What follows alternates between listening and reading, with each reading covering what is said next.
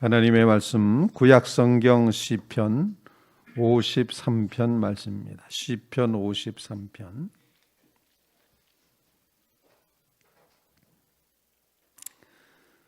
시편 53편 1절로 6절 말씀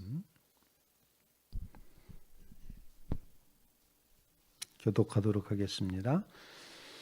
어리석은 자는 그 마음에 이르기를 하나님이 없다 하도다. 그들은 부패하여 가증한 악을 행하며 선을 행하는 자가 없도다.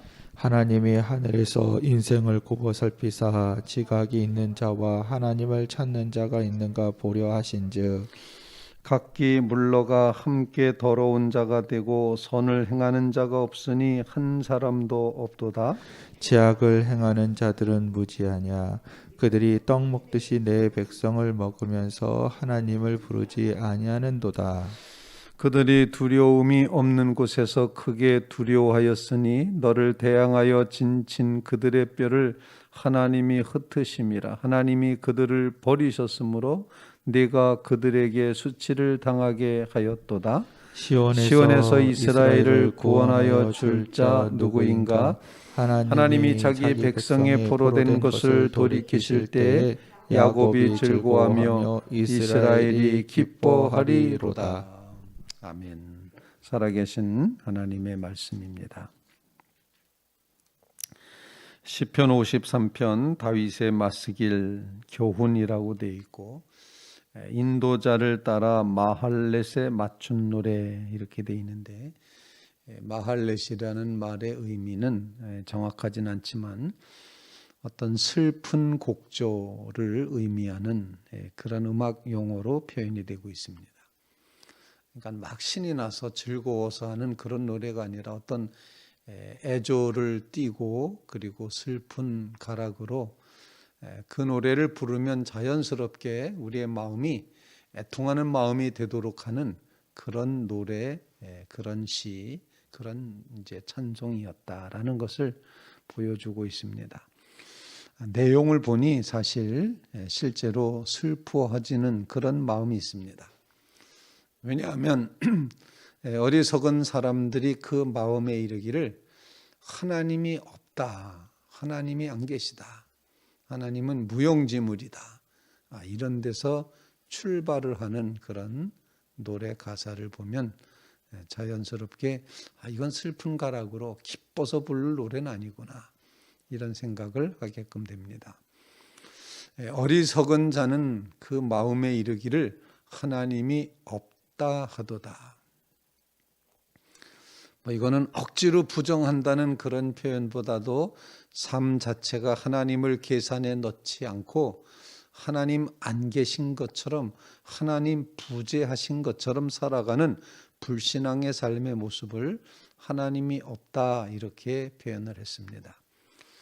역사상으로도 보면은 이제 니체라고 하는 그런 이제 사람이 철학자이긴 하지만 한편으로는 또 신학자라고도 그렇게 말하긴 합니다만 이 니체라는 사람이 하나님은 없다. 아주 철학적으로 증거하면서 하나님은 없다. 이렇게 말합니다. 그런데 놀랍게도 니체는 말년에 그 정신이 온전하지 않아서 계속해서 길거리를 돌아다니면서 그가 한 말은 내가 그리스도다. 내가 그리스도다. 이러면서 계속해서 자신이 그리스도라고 그렇게 말하면서 나 지금 변장하고 있는 거야. 내가 그리스도인데 내가 지금 변장하고 있는 거야. 이런 식으로 소리를 치다가 결국에는 비참한 최후를 맞이하게 되었습니다. 하나님이 없다고 부정하는 그런 가운데도 하나님을 의식하고 있다는 사실. 하나님은 없어 라고 말함에도 불구하고 그런다고 하나님이 안 계신 게 아니라 하나님이 계시다는 사실. 신학자 에밀 브로는 그런 얘기를 했습니다. 우리가 하나님이 없다라고 말하는 동안에도 우리는 하나님을 의식하고 있다. 하나님은 안 계셔 라고 말하는 동안에도 우리는 하나님을 의식하고 있는 것이다. 그래서 기독교 신앙을 표현할 때 우리의 신앙은 어떤 신앙입니까? 하나님과의 관계에서 모든 것을 파악하는 것, 이것이 기독교 신앙의 모습입니다. 모든 것을 다 하나님과의 관계에서 파악을 하는 겁니다. 내가 태어난 것, 이것도 하나님과의 관계에서 하나님이 이 땅에 나를 보내셨구나. 내가 이렇게 살아가고 있는 것, 이거 하나님의 섭리와 경륜 가운데 나를 보호하셔서 하나님께서 이렇게 이끌어 가시는 것이구나. 우리의 삶에 일어나는 모든 역사들의 모습, 이게 하나님 앞에 우리가 얼마나 허물되게 살았으면 지금 이렇게 정말 입 닥치고 살도록 이렇게 강요를 당하고 있는가. 이런 것들을 다 하나님과의 관계에서 파악하는 것, 그것이 기독교 신앙의 모습입니다. 사랑하는 성도 여러분들의 오늘 하루의 삶도 하나님과의 관계에서 파악하며 살아가는 믿음의 성도들 꼭 되시기를 주님의 이름으로 부탁을 드립니다. 첫 번째 기도 제목을 이 시인은 어리석은 자가 돼서 하나님 없다 그렇게 말하지 말고 지각이 있는 자가 되어서 하나님을 찾는 자가 되라고 첫 번째로 우리에게 기도 제목을 주고 있습니다.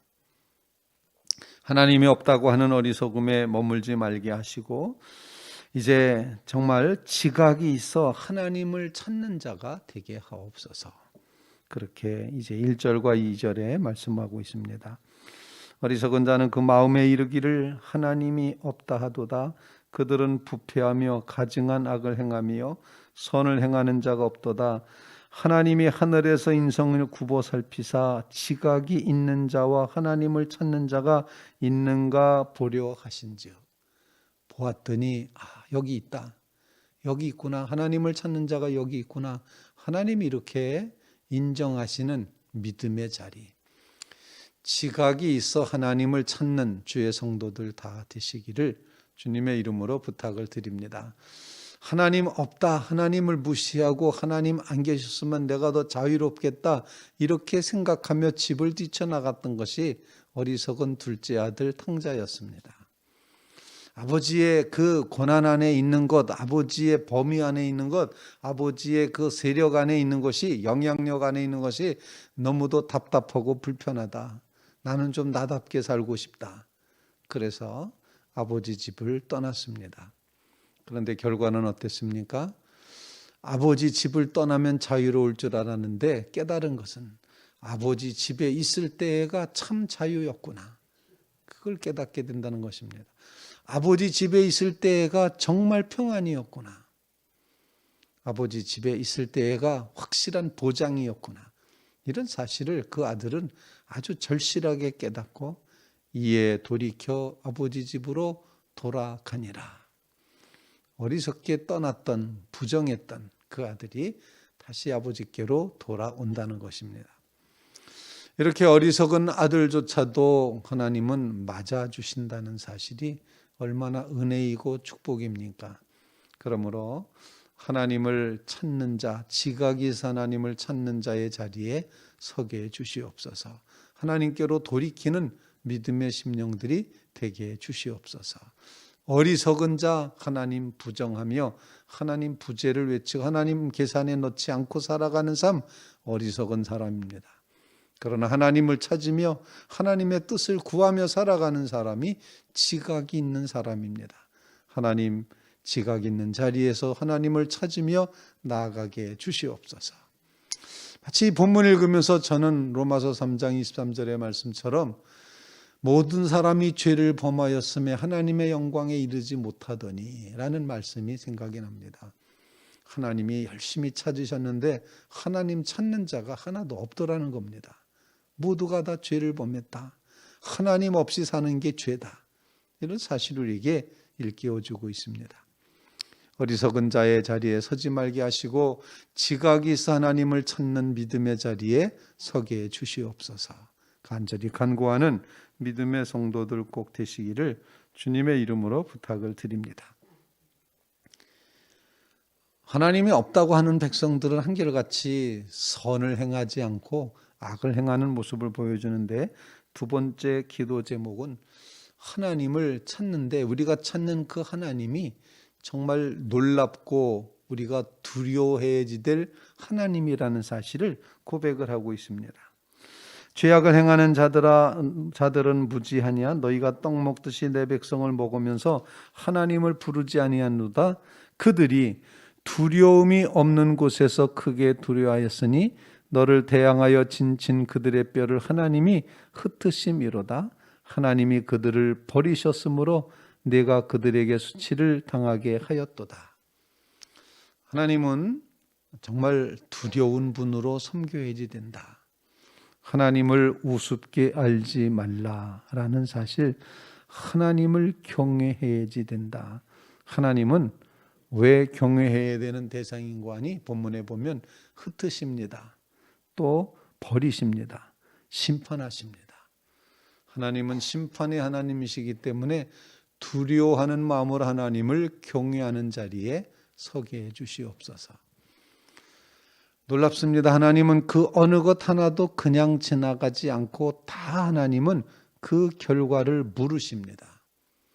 아주 철저하게 물으십니다. 심지어는 그 죄값을 자신의 아들에게까지 뒤집어 씌우셔서 물으십니다. 독생성자 예수 그리스도를 내어주시고 이 우리의 죄를 거기서 다 묻고 계신 겁니다. 이런 죄 때문에 너가 죽는다. 이런 죄 때문에 이 백성의 이 죄 때문에 내 아들 너가 십자가에서 죽는다. 모든 죄를 다 전가하시고 심판하시고 묻고 계시다는 사실입니다. 하나님, 그 하나님을 두려워함으로 섬겨가는 믿음의 심령들, 경외의 신앙을 간직하시게 되기를 주님의 이름으로 부탁을 드립니다. 하나님은 철저하게 다 찾아내시고 철저하게 심판하시고 철저하게 정죄하시고 철저하게 심판하신다는 것 기억하면서 하나님을 경외함으로 서게 하여 주시옵소서.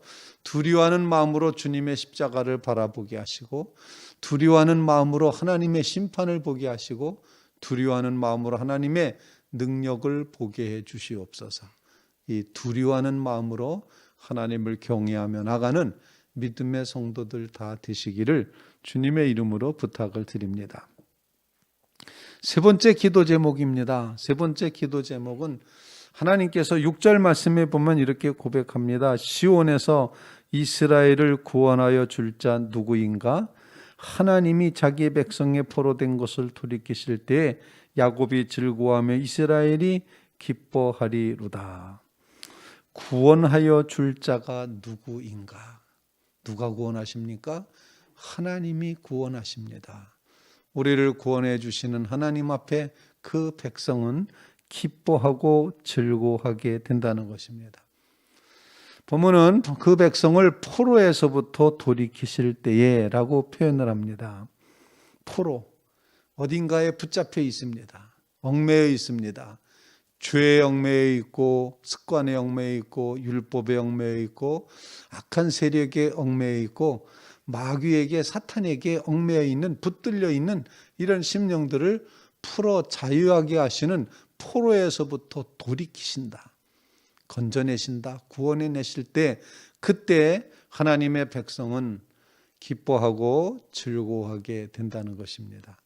그래서 세 번째 기도 제목은 하나님, 우리를 구원해내시는 하나님, 우리를 풀어 자유하게 하시는 하나님의 그 구원을 기뻐하며 감사하며 찬양하며 살아갈 수 있게 도와주시옵소서. 오늘도 하나님께서는 여러분들을 풀어주십니다. 여러분의 염려, 근심, 걱정, 두려움을 풀어주십니다. 얽매여 부자유한 모든 것에서부터 풀어 자유하게 하십니다. 하나님께서 여러분을 포로에서부터 돌리실 것을 분명히 믿습니다. 얽매여 있는 것에서부터 풀려나가도록 이끌어 주실 줄로 믿습니다. 그때 우리 입에 하나님을 높여 찬양하는 찬송가 가사가 넘치게 하실 줄로 믿습니다. 내가 예수 믿고서 죄 사함 받아 나의 모든 것 다 편했네. 내가 지금 가는 길이 천국 길이요 주의 피로 내 죄가 씻겼네. 주님 밝은 빛 대사 어둠 해치니 나의 모든 것 다 편했네. 지금 내가 주 앞에 온전케 되면 주의 공로를 의지하밀세. 내게 성령 임하고 그 크신 사랑 내 마음에 가득 채우며 모든 공포 내게서 물리치시니 내 마음 항상 주 안에 있겠네. 포로에서부터 자유케 하신 이 하나님의 은혜를 기억하며 기뻐함과 찬송함으로 주 앞에 나아가는 믿음의 성도들 다 되시기를 주님의 이름으로 부탁을 드립니다. 하나님, 우리로 지각이 있어 하나님을 찾는 자가 되게 하여 주시옵소서. 하나님, 우리로 하나님의 심판의 엄중함을 기억하며 하나님을 경외하는 믿음의 자리에 서게 해 주시옵소서. 하나님, 우리가 붙들려 있는 이 포로된 자리에서부터 우리를 구원하여 주시옵소서. 이 새벽에 간절히 기도하며 나아가는 믿음의 성도들 다 되시기를 주님의 이름으로 부탁을 드립니다. 우리 같이